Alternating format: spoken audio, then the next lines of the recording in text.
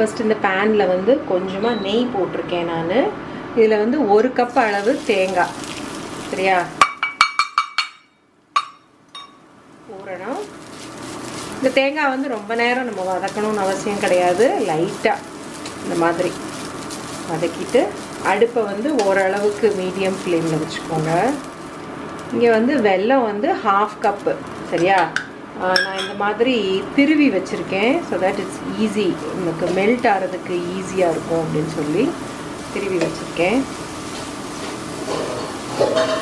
இதுக்கப்புறம் இது இப்படி மெல்ட் ஆகி வரும், அதே மாதிரி சேர்ந்து வரும். இந்த இதில் வந்து கொஞ்சமாக ஏலக்காய், 2 ஏலக்காய். இது வந்து நல்லா கொஞ்சம் ஆறட்டும். ஆறுனா தான் இது நமக்கு உள்ளே ஸ்டஃப் பண்ணும்போது கரெக்டாக வரும், சரியா. இங்கே ஒரு பேனில் கொஞ்சமாக, அதாவது 1 கப்பு மாவு எடுத்திருக்கேன். ஸோ அதனால் 1 கப் அளவுக்கு தண்ணி போட்டிருக்கேன். கொஞ்சமாக உப்பு போட்டுக்கிறேன். அதே மாதிரி ஆல்ரெடி நான் இதில் எண்ணெய் போட்டுட்டேன். 1 டேபிள் ஸ்பூன் அளவுக்கு எண்ணெய் போட்டிருக்கேன். நல்லெண்ணெய் தான் போடணும். நல்லெண்ணெய் போட்டிங்கன்னா தான் இது வாசமாகவும் இருக்கும். அதனால் இது இப்போ போட்டுட்டேன். இது நல்லா கொதி வரட்டும். கொதி வந்ததுக்கப்புறம் நம்ம மாவு இங்கே எடுத்து வச்சுருக்கேன். இந்த மாவு இதை கொட்டி நம்ம கிளறி அதை வந்து வேக வச்சுக்கலாம். ஓகே, தண்ணி பார்த்தீங்கன்னா நல்லா கொதிக்க ஆரம்பிச்சிருச்சு. இப்போ மாவை போட்டுடலாம். நம்ம 1 கப்பு தான் தண்ணிங்கிறதுனால சீக்கிரம் இதாயிடும், சரியா. இப்போ இதை வந்து இந்த மாவை வந்து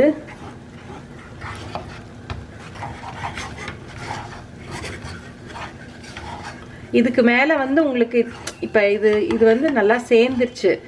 இது வந்து இப்போ சேராமல் இருந்துச்சு அப்படின்னா தண்ணி வந்து நீங்கள் ஆட் பண்ணணும்னு நினச்சிங்க அப்படின்னா கண்டிப்பாக இந்த தண்ணி தான் ஆட் பண்ணணும்.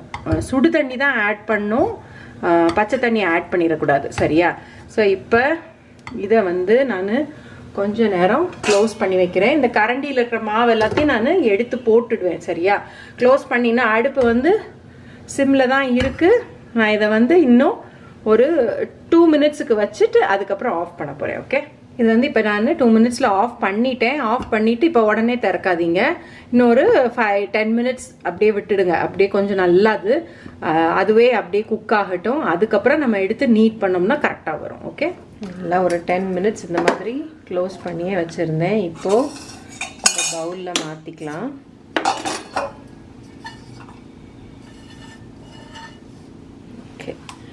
மாற்றிட்டு இது வந்து சூடாக தான் இருக்கும், இன்னுமே சூடாக தான் இருக்கும். இந்த ஸ்டேஜில் வந்து இதுக்கப்புறம் நம்ம தண்ணி போட வேண்டாம். இப்படி நல்லா சேர்ந்துருச்சுல, ஸோ அதனால் நீங்கள் தண்ணி போட வேண்டாம். ஆனால் எண்ணெய்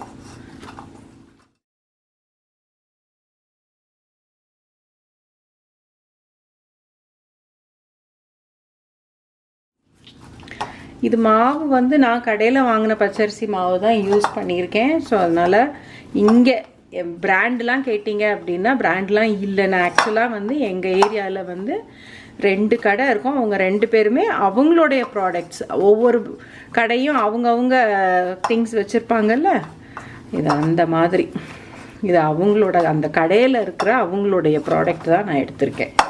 இப்போ இந்த இதில் வந்து நீங்கள் இப்படி உருட்டி பாருங்கள். இப்படி உருட்டி பாருங்கள். உருட்டிங்கன்னா அப்படி விரிசல் விழாமல் இருக்கான்னு மட்டும் பாருங்கள். அதே உங்களுக்கு எவ்வளோ பெருசாக உங்களுக்கு இது வேணுமோ அவ்வளோ பெருசாக எடுத்துக்கோங்க. இது நம்மளோட ஸ்டஃபிங் இங்கே இருக்குது. எவ்வளோ பெருசாக கொழுக்கட்டை வேணுமோ அந்த அளவுக்கு இதை இப்படி உருட்டிக்கோங்க, சரியா. அப்படி உருட்டிட்டு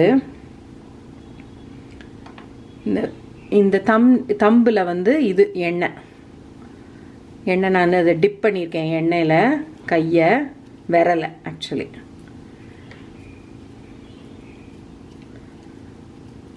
இந்த மாதிரி இதுக்கு பேர் சொப்பு செய்வாங்க. எங்கள் அத்தை சூப்பராக செய்வாங்க. எங்கள் மாமியார் வந்து சூப்பராக பண்ணுவாங்க. அவங்க கைக்கு அழகாக வரும் சொப்பு.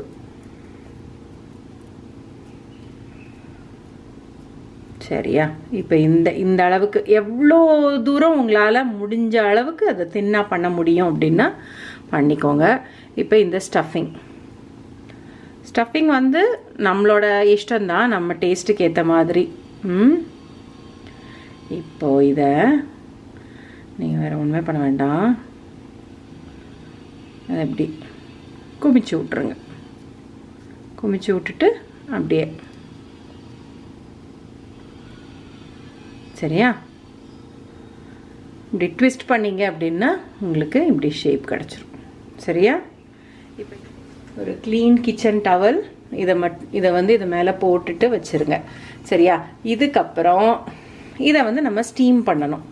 நான் வந்து நிறைய பண்ணலை, நான் வந்து ஓரளவுக்கு தான் இன்னைக்கு பண்ண போகிறேன். ஏன்னா இதே மாவில் தான் நான் வந்து இது பண்ணணும்னு நினச்சிருக்கேன், பால் கொழுக்கட்டையும் பண்ணணும்னு நினச்சிருக்கேன். பார்க்கலாம் எப்படி வருதுன்னு. நீங்கள் இப்படி கூட பண்ணலாம், ஃப்ளாட் ஆக்கிக்கோங்க. ஃப்ளாட் ஆக்கிட்டு நீங்கள் அதை ஷேப் பண்ணும்போது கையில் வந்து எண்ணெய் தடவிக்கோங்க.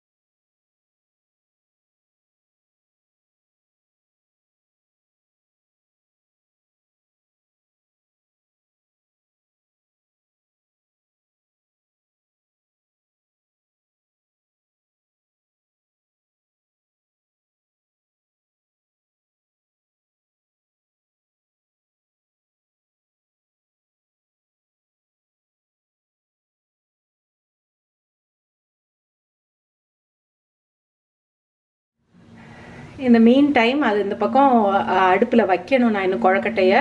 இந்த மீன் டைம் வந்து ஊற வச்சிருக்கிற கருப்பு கொண்டக்கடலை நான் நேற்று நைட்டே ஊற போட்டு வச்சுட்டேன். கொஞ்சம் தண்ணி ஊற்றி வச்சுருக்கேன் நான் இப்போது. அதில் கொஞ்சமாக உப்பு போட்டுக்கோங்க. இது வந்து இன்னும் ஒரு 4 இல்லை 5 அந்த மாதிரி அந்த அளவுக்கு சத்தம் வந்தால் போதும். நம்ம அதே மாதிரி அந்த சைடில் வந்து நான் தண்ணி சுட வச்சுருக்கேன், கொழுக்கட்டையை வேக போட்டுட்டு. இப்போ இதை எல்லாத்தையும் இந்த மாதிரி வச்சாச்சு. இதை வந்து இப்போ க்ளோஸ் பண்ணி இது வந்து ஒரு 7 to 8 minutes இல்லைன்னா மேக்ஸிமம் 10 minutes வரைக்கும் வச்சுக்கோங்க. அதே இந்த சைடில் வந்து சுண்டலும் நமக்கு ரெடி ஆகிடும். சரியா?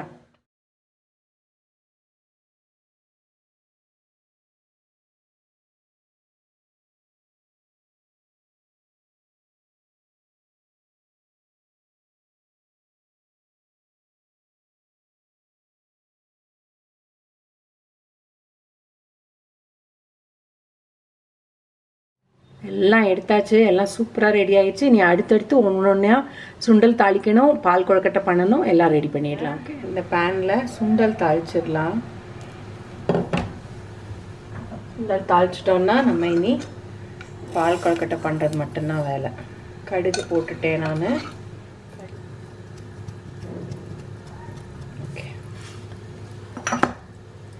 இதில் வத்தலை போட்டாச்சு. வத்தல் கருவேப்பிலை ரெண்டும்.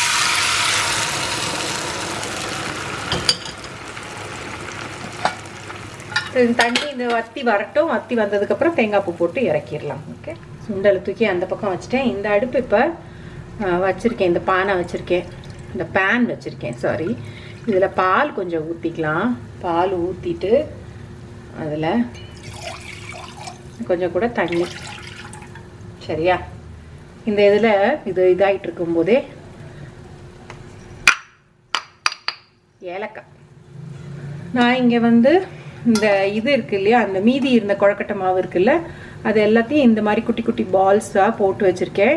நீங்கள் நல்லா பார்த்தீங்கன்னா தெரியும், அப்படியே ஒரு ஸ்ட்ரெயிட் ரவுண்டு பால்ஸ், அப்படி பர்ஃபெக்ட் ரவுண்ட் ஷேப்பாக இல்லாமல் அப்படி கொஞ்சம் கொஞ்சம் இருக்குது அப்படி.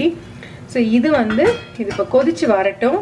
இதில் வேகலாம் வைக்கலை, அப்படியே தான் இருக்குது. சரியா? பச்சை மாவு இது. ஸோ இது கொதிச்சு வரும்போது, அதாவது ஒரு கொதி லேசாக வரும்போது இதை தூக்கி இதில் போட்டுடலாம். இப்போ இதில் லேஸ் அந்த கொதி வந்துச்சுல, இந்த கொழுக்கட்டை எல்லாத்தையும் போட்டுடுவோம். போட்டுட்டு அது அப்படியே அதில் வெந்து வரட்டும். ஏன்னா அது இன்னும் வேகாமல் இருக்குது. நல்லா தண்ணி வத்திடுச்சு. இதில் நம்ம இப்போது தேங்காய்.